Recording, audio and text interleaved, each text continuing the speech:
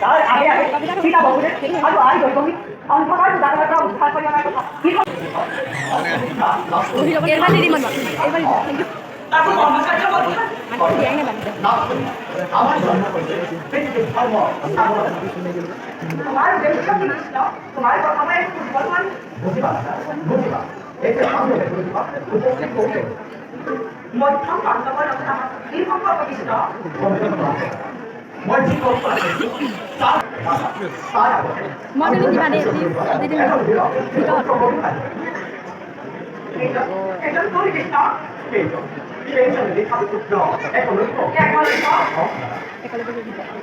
তোমার উদ্দেশ্য কি কৃষ্ণ কথাই হয় তোমার অভার কথা তোমার কথা হয় এখন বুঝতে পারছি